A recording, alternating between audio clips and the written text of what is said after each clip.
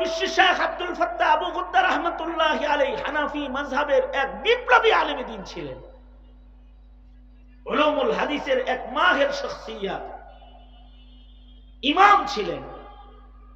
উনার মতো একজন মানুষ, উনি আব্দুল মালিক হাফিজাহুল্লাহর মতো একটা সন্তান না পাওয়ার বেদনা কাগজে লিখে তার পিতার কাছে প্রকাশ করেছেন, আব্দুল মালিক হাফিজাহুল্লাহর বাপের কাছে প্রকাশ করেছেন।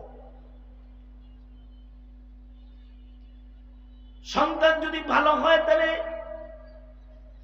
সন্তানের কারণে মা বাপ প্রশংসিত হয়। ঘর দুয়ার বিল্ডিং যদি নাও হয়, ভাঙ্গা ঘরেও যদি রয়, ওরসে যদি একটা ভালো সন্তান হয়, ঘরের সামনে দিয়ে মানুষ যায় আর বলে বৃষ্টি এলে ঘরের ভেতরে পানি পড়ে, কিন্তু এই ঘরে আল্লাহ তাআলা দুইটা রত্ন দান করেছে, একটা রত্ন দান করেছে।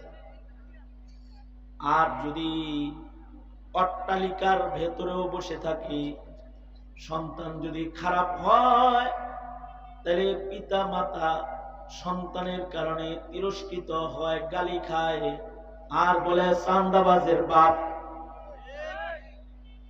বলে সন্ত্রাসীর পিতা, খুনির পিতা, অত্যাচারীর পিতা।